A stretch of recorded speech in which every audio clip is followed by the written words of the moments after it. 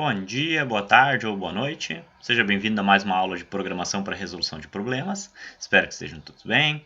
Hoje eu vou falar sobre a estrutura de repetição enquanto. A estrutura de repetição enquanto, com teste no início e com teste no final. A gente já viu a estrutura de repetição para, o nosso for, né, do C. Ele funciona muito bem para grande parte dos casos onde a gente precisa repetir uma série de comandos. Mas o exemplo clássico de utilização do for, do para, é para percorrer um vetor, por exemplo. Para percorrer ou fazer uma iteração, repetir comandos uma determinada quantidade conhecida de vezes. Por exemplo, esse comando que vocês estão vendo aqui, for i valendo 0.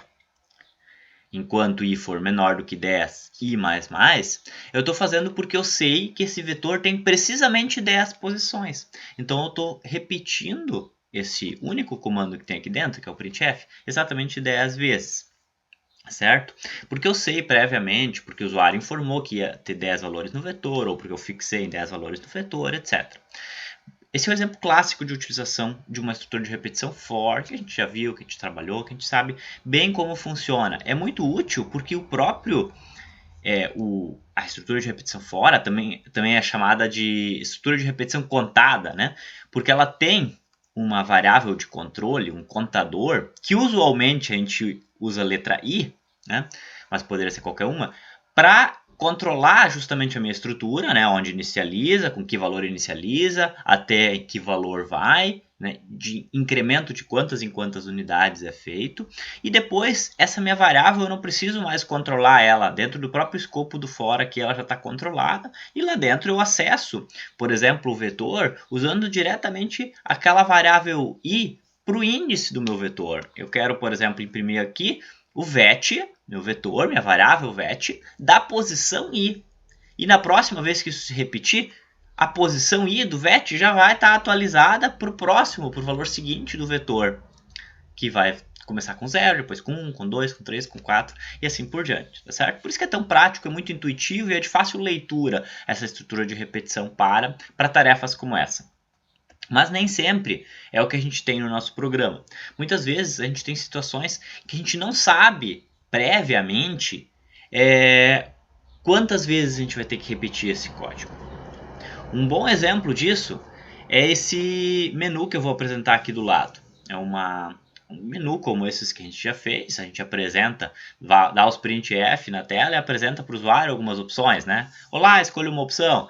Digita a tecla M para calcular a média, digita a tecla C para contar os que estão acima da média, digita o S para sair do programa. E aí eu leio a opção que o usuário digitou, um char, né? E faço um switch com a opção que ele digitou.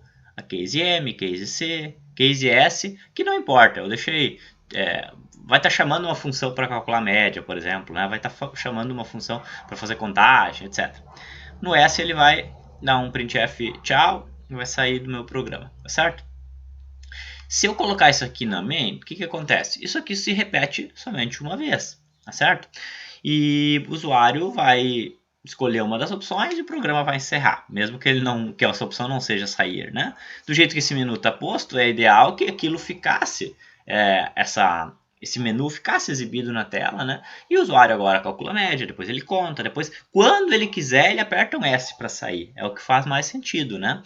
E, bom, então eu poderia colocar todo esse bloco de comandos aqui, tudo isso, inclusive os printf, inclusive o switch, dentro de um for, por exemplo, que é a única estrutura de repetição que a gente sabia usar até agora, né?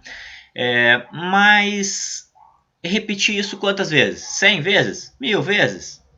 Né? Até quando o usuário vai digitar S? Na verdade, eu não quero repetir uma quantidade contada de vezes.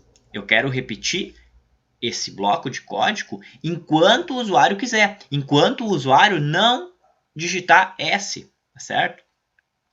Então existe uma estrutura de repetição que se chama justamente enquanto. No nosso pseudocódigo, a gente chama ela justamente de enquanto, ou nas linguagens de programação, vai ser o while. Então esse bloco todo de código aqui, ó, eu vou colocar dentro dessa estrutura que agora apareceu em vermelho, ó, while, entre parênteses, a condição que a gente quer testar. Observe que o while é mais simples que o for.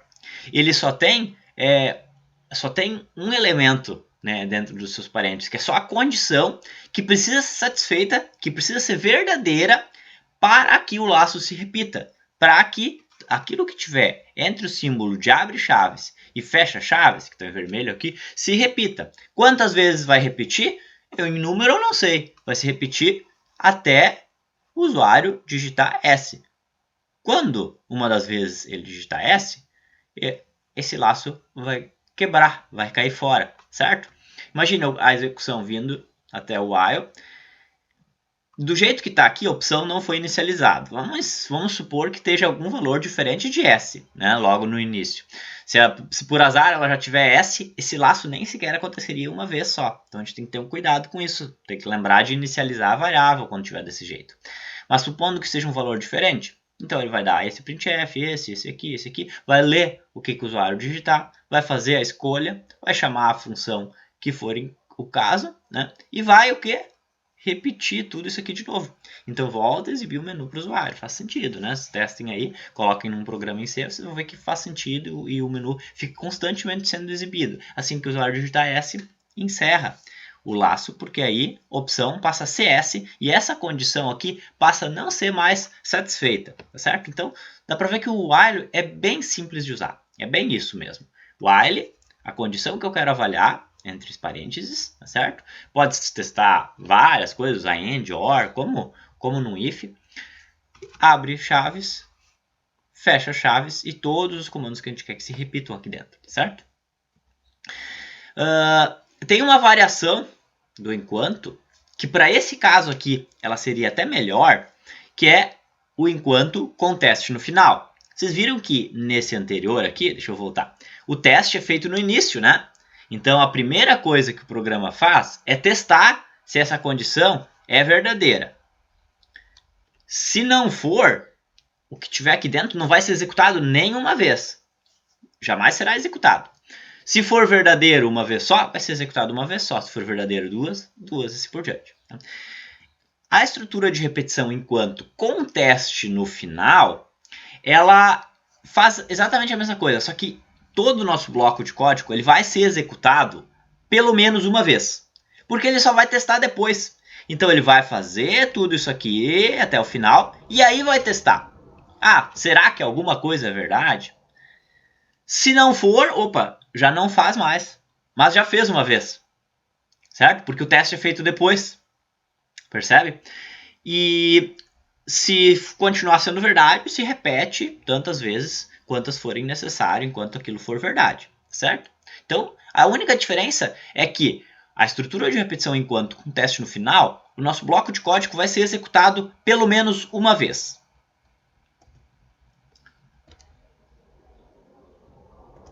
Aqui.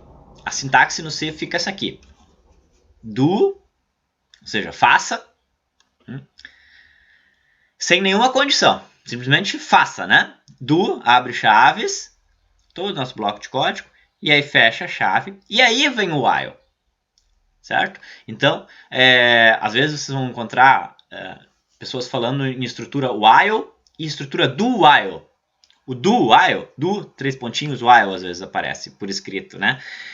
Justamente porque primeiro vem o do, primeiro vem o faça e depois vem o teste no final. E aí mesma coisa, o while entre parênteses a condição que a gente quer testar e aí uma diferença bem importante que a gente não pode esquecer, um ponto e vírgula no final, certo? Por questão de sintaxe da linguagem C, nos exige esse ponto e vírgula aqui no final, que antes a gente não tinha, porque como vinha um bloco de comando, né? No while normal, com teste no início, não tem o ponto e vírgula, certo? Essa é a grande diferença. Com teste no início não tem o ponto e vírgula, e tem só o while, lá no final não tem nada, e com teste no final, daí a gente começa pelo do e termina pelo while, e aí sim, com ponto e vírgula no final, certo?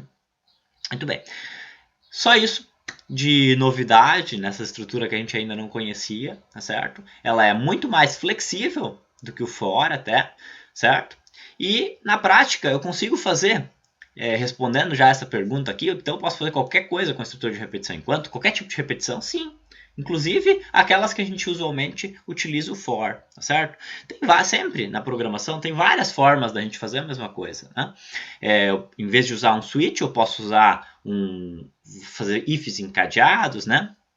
Fazer vários ifs. Em vez de usar um for, eu posso usar um enquanto. Tá? Mas sempre tem aplicações onde é mais interessante usar uma ou outra estrutura, porque o código fica mais legível, fica mais curto, fica mais fácil de dar manutenção. Então, percorrer uma certa quantidade conhecida de vezes, como um vetor, por exemplo, o ideal é usar for, continua sendo, não muda o que a gente aprendeu já. E repetir algo que depende de uma condição, que às vezes depende de decisão de usuário, ou de qualquer forma, onde eu não sei previamente quantas vezes eu vou ter que repetir, é melhor usar um enquanto. Se eu quisesse usar um enquanto para percorrer um vetor, por exemplo, eu teria que ter alguns cuidados de me lembrar de fazer algumas coisas que no for já estão automaticamente incorporadas na estrutura. O que eu teria que me lembrar de fazer? Vou fazer aquele mesmo código do início lá do for, de 0 a 10, percorrendo o vetor e imprimindo, só que com o while. Aí eu tenho que me lembrar de inicializar i igual a 0, i recebe 0 antes de começar. Por quê? Porque o i pode estar valendo 12, por exemplo, e aí esse laço não aconteceria nenhuma vez. Né? Dentro do for ele já inicializa automaticamente. Aqui a gente tem que inicializar. Aí o teste no while, essa parte aqui fica até mais simples, né? While i menor do que 10, entre abre e fecha chaves, o meu código, e aí eu preciso de uma linha a mais, que é a linha onde eu incremento essa minha variável de controle. Então eu estou usando uma variável de controle contada que eu mesmo estou controlando dentro do while. E aí vai funcionar, certo? Funcionar sem problema nenhum. Esse código aqui, o ideal seria ter usado um for, porque ele já está automaticamente tratado essas situações ali, perfeito? Muito bem, mas posso usar e aí vendo esse exemplo, acho que a gente entende como funcionam as duas estruturas um pouco melhor, tá bom? Vamos para os exercícios agora, então. Esse 10.1 eu vou fazeremos juntos, tá? Porque ele, inclusive, envolve vetor, então a gente vai ter que ter essa variável de controle. Tá? Olha só, 10.1. Faça um algoritmo que lê um número indeterminado de valores, já é a dica para usar o while, todos inteiros, um de cada vez, e armazene um vetor. Quando eu vou terminar a leitura? Quando chegar ao número 0. O usuário digita o número 0, então encerra a leitura, certo? E aí tem que fornecer como saída a soma dos números que estão no intervalo entre 10 e 20, inclusive, tá? A média dos números que estão no intervalo de 1 a 10, exclusive, o 10 não está junto, e o menor de todos os valores lidos, certo? Então tá, vamos fazer esse exercício aqui. 10.1, como de praxe, né? Int main, e aí eu já coloco aqui o return 0 no main, né? Então, vou ter que declarar um vetor. Primeira coisa. Esqueci do include aqui em cima, né? Include stdio.h.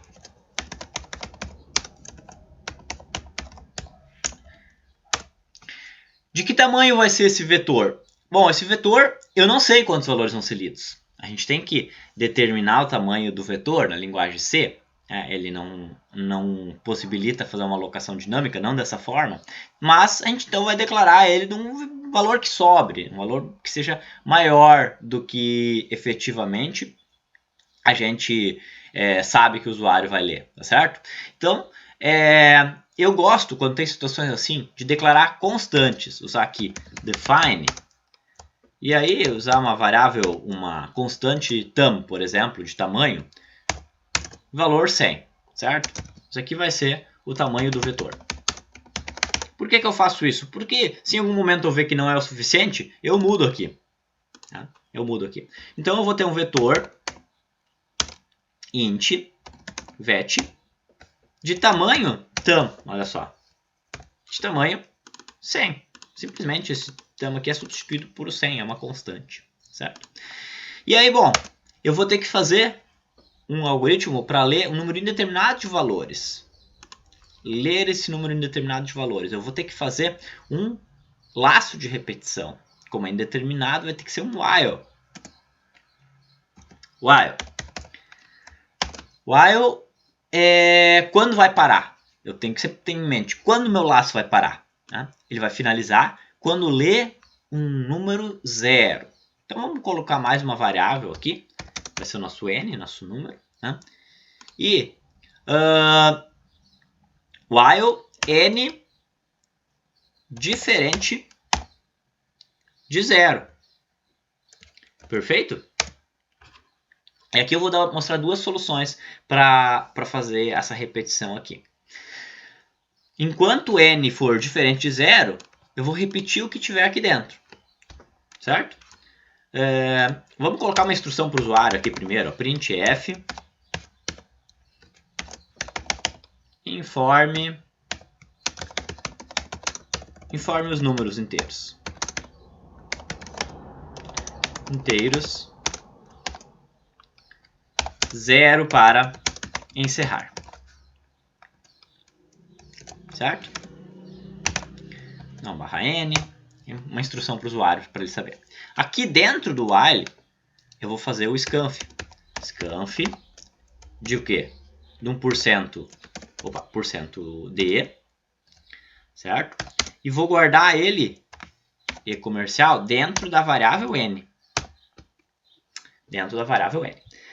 E depois disso, eu vou guardar esse valor dentro do meu vetor, certo? Vet da posição. E agora, qual posição? Qual posição? Eu não tenho uma variável de controle aqui. Eu não tenho, porque eu estou usando um while. Né? Não tenho aquele i, famoso i. Quero ter o i, vamos declarar ele aqui. E aí eu tenho que controlar ele manualmente aqui. I recebe 0, inicializando ele. Agora eu posso fazer, né? Vet da posição i recebe n, que foi o meu valor lido, né? E mais, incrementando i.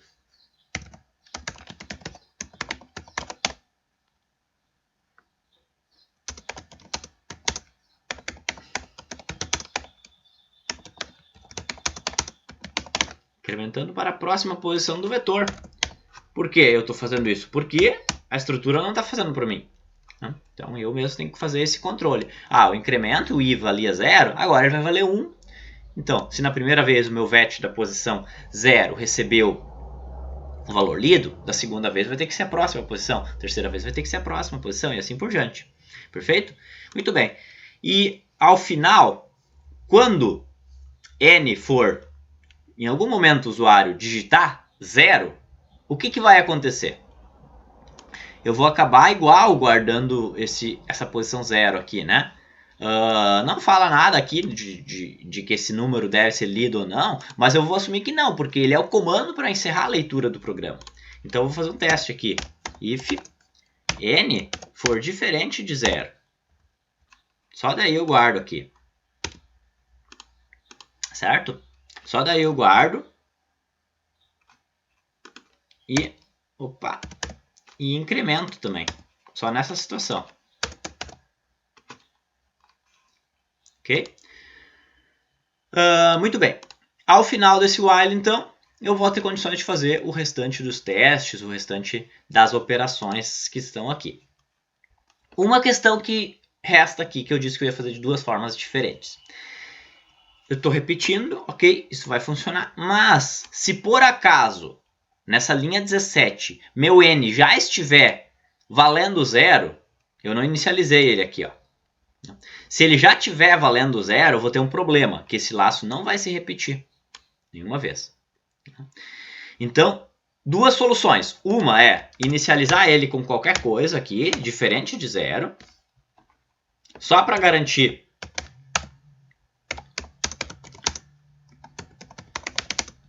que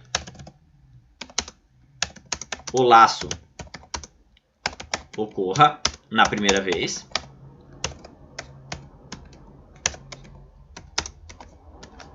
Porque depois esse valor já vai ser substituído aqui, certo? É só para garantir que ele entre nessa condição que agora está na linha 18. Outra solução seria usar do while. Teste no final, garantindo que isso aqui se repita ao menos uma vez, tá certo? Então, tente fazer a alteração ali com o do while. Bom, o restante aqui, agora, vou deixar o restante para vocês fazer, tá certo? Na nosso encontro presencial a gente termina ele, se for o caso. O restante agora é só chamar funções aqui que a gente vai...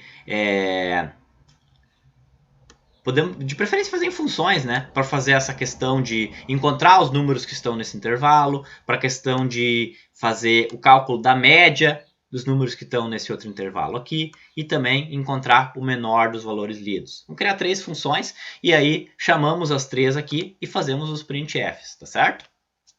Muito bem, espero que tenham compreendido a utilização do while, tá certo? E do while também. E, bom, o restante aqui eu deixo em aberto, pode ser que só restem dúvidas, né? Mas não é conteúdo novo em relação ao laço de repetição. O resto pode usar for, pode usar as outras estruturas as outras estruturas que a gente já viu até o momento, tá? Ah, um detalhe. Aqui, até onde a gente vai fazer isso? Imagina que vocês façam uma função aqui, a função é menor, né? Menor. A gente fazia algo assim, int vet, e aqui a gente passava o tamanho t do meu vetor, tá certo? Internamente, lá encontrava o menor valor e retornava. Não está pronto o meu código, só para mostrar a chamada, né? Aqui, então, eu colocaria, talvez declararia uma nova variável m aqui, e faria m recebe menor, passando o quê? O vet por parâmetro, e passando o tamanho do meu vetor, certo? Na verdade, então eu passo 100. Atenção, aqui eu não estou usando todas as 100 posições do vetor. Talvez não esteja usando. Talvez o usuário tenha digitado 20 posições somente e tenha digitado 0. Então a 21ª posição já não existe no vetor. O vetor tem espaço para 100 posições, eu tive que declarar ele, mas eu só preenchi as 20 primeiras. Então, existe alguma variável que tenha contado para mim a quantidade de elementos que eu inseri no vetor? Existe. Se vocês prestarem atenção, foi exatamente o que meu i fez. Toda vez que eu lia um número e que ele era diferente de 0, né, que eu podia adicionar no vetor, ele era incrementado. Ele começava em 0, então imagine, começou em 0. Ó. Aí eu li o primeiro valor do meu vetor. Li o número 5, guardei na primeira posição. Aí o i foi incrementado e passou a valer 1. Já pronto para a próxima iteração gravar na posição seguinte. Mas aí na próxima vez o usuário já digitou 0. Então já encerra isso aqui, já não faz isso aqui. O i encerra o laço e o i continua valendo 1. Certo? É exatamente a quantidade de elementos que eu tenho no meu vetor, né? 1, o número 5 que eu li da primeira vez só. Então o que eu tenho que passar aqui é justamente o i. Esse é o tamanho do meu vetor. Por mais que ele tenha espaço para 100 posições, essa minha variável de controle aqui é o tamanho real, o tamanho aproveitado do vetor, o tamanho que foi preenchido dele. E é isso que eu tenho que usar aqui dentro para fazer, aqui sim, um for, né? Para encontrar o menor valor do vetor, assim como a gente já fez para encontrar o maior, assim como a gente já fez para calcular a média, etc. Tá certo? Vamos... só para não restar dúvidas, vamos criar o protótipo das outras funções aqui também. Aí vocês terminam elas ali. A soma dos números desse intervalo, int, soma, intervalo, vou chamar. O que eu vou ter que passar por parâmetro? Um vetor de inteiro, certo? O tamanho, sempre preciso passar quando eu passo vetores, né? E o intervalo, vou chamar aqui de variável int também.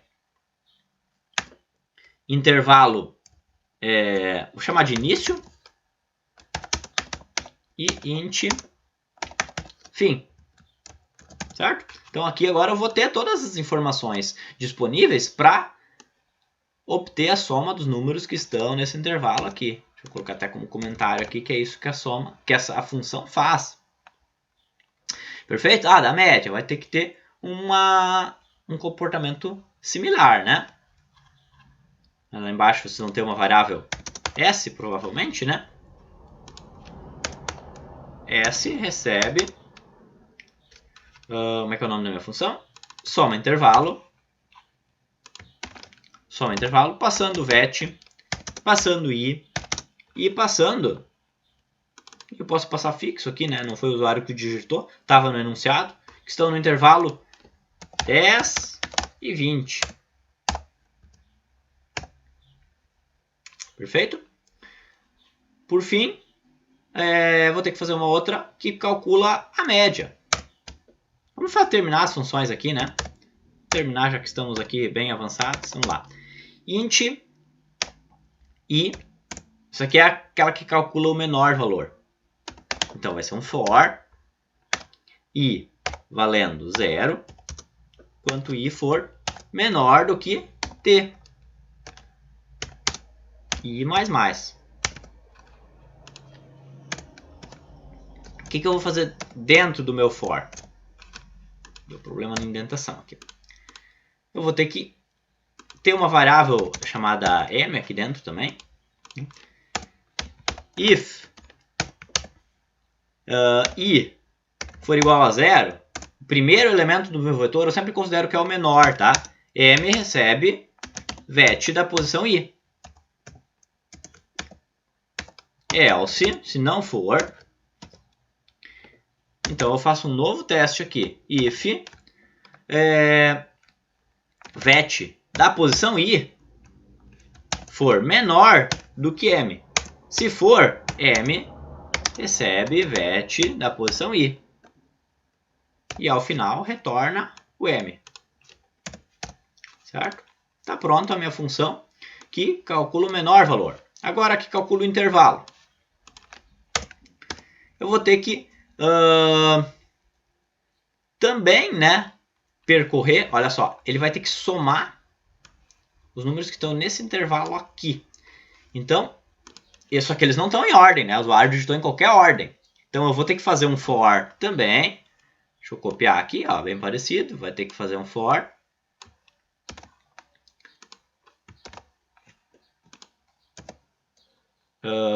Vou precisar de uma variável s aqui, que eu vou inicializar com 0. Nunca esqueçam, variável somador e contador, a gente sempre precisa inicializar, né? E aqui dentro eu vou fazer um teste. If vet da posição i for maior do que o início e vet inclusive, né? Maior do que 10 e menor do que 20, inclusive. Então tem que ser maior ou igual ao início. E vet da posição i for menor ou igual ao fim. Se isso for verdade, minha variável s recebe ela mesma mais vet da posição i. Então eu somei todos os que estão. Se está no intervalo,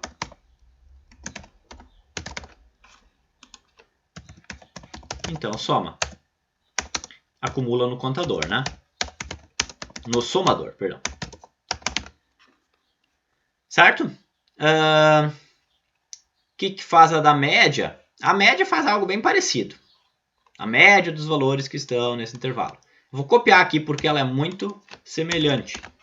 Int média intervalo. Vai precisar passar o vetor, vai precisar passar o tamanho dele, o início e o fim. Deixa eu só copiar o enunciado correto aqui.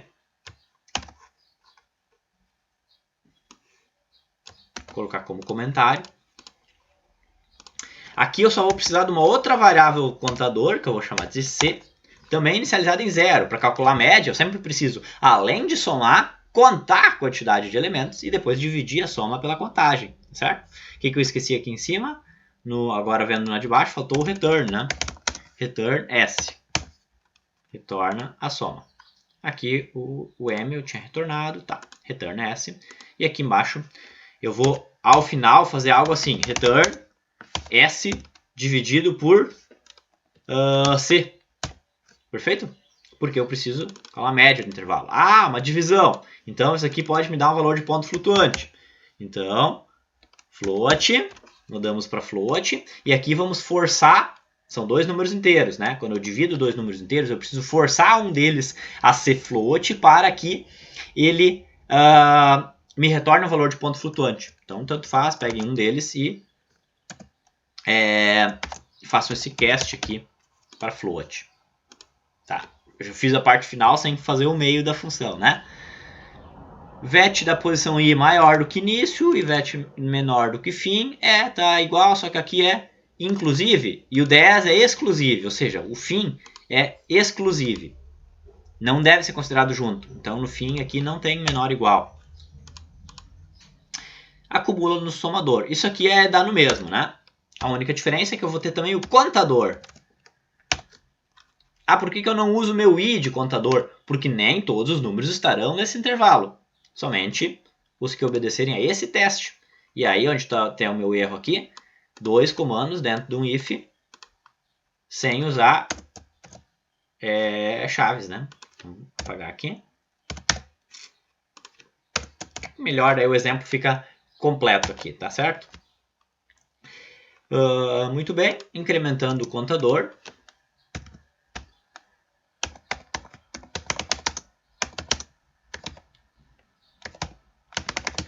Contando os elementos que estão no intervalo, para depois fazer a média.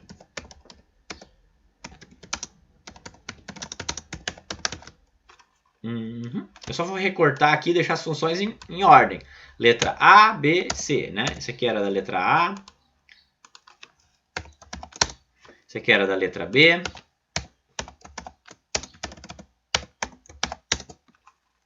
E agora, essa que eu colei aqui, da letra C.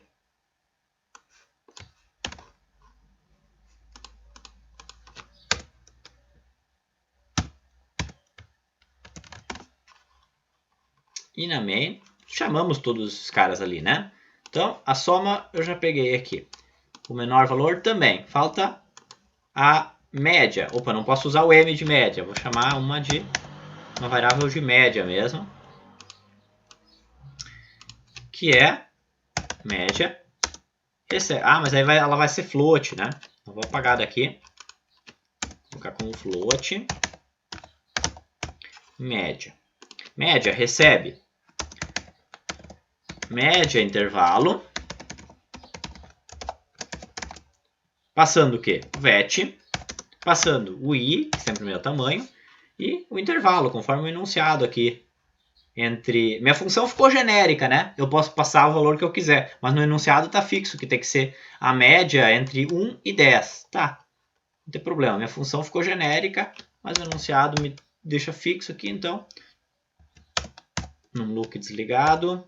1 e 10. Tem que funcionar de qualquer forma, certo? Minha função está preparada para funcionar algo mais do que a minha main está pedindo, mas tudo bem. Aqui falta agora dar os printf, né? Tanto faz se vocês querem chamar as funções primeiro, dar os printf depois. Printf. A soma do intervalo é % de qual valor? Variável s. Vou copiar e colar aqui a média do intervalo. Vou botar um /n, né? /n, vou botar um /n no início também para ficar separadinho.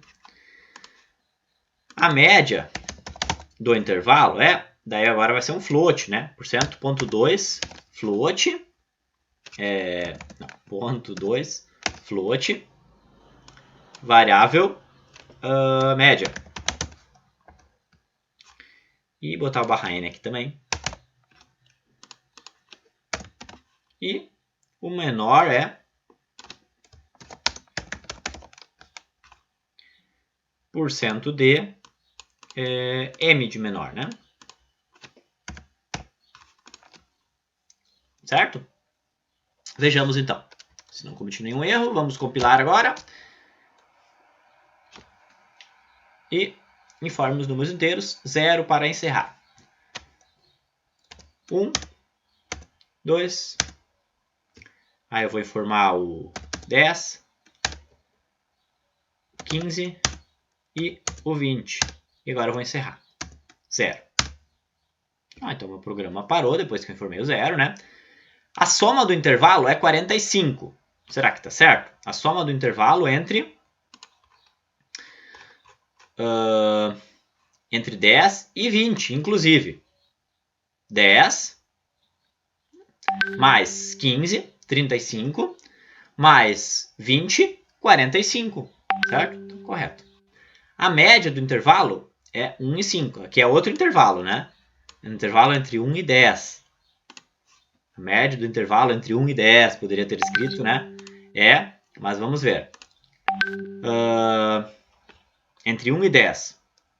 1 mais 2 mais o 10? Não, porque é exclusivo, né? O 10 não soma junto. Então só tínhamos dois valores, né? 3, 1 mais 2 deu 3, né? Dividido por 2, 1,5. Perfeito. E o menor é 1. Correto, né? Muito bem. Certo? Vou deixar o exercício bem completo. Vou fazer aqui a variação dele. Deixa eu comentar esse bloco todo de código aqui. E vou colocar aqui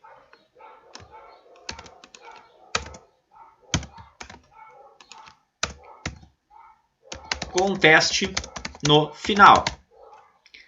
Aí, em vez de fazer o while aqui, eu coloco aqui o do. Só abre chaves. Esse teste sai daqui. Ao final das chaves, ó, desse do. Aí eu coloco o meu while. N for diferente de 0, né? E ponto e vírgula no final. Só isso. Tem que funcionar exatamente da mesma forma. 1, 2, 10, 15, 20. E aí o 0. Certo? Então, ó, funcionando da mesma forma como antes. E aí eu não preciso me lembrar de... Antes eu precisei fazer essa gambiarra aqui, né? De inicializar o n com 1 para me garantir que o laço acontecesse pelo menos uma vez, né? Mas quando eu tenho essa situação de ter que um laço acontecer pelo menos uma vez, é melhor usar o do while, tá certo? Muito bem, acho que agora ficou mais claro. Vou colocar esse exercício aí junto com no virtual, tá certo? Desejo a todos aí bons estudos, uma boa semana e até mais.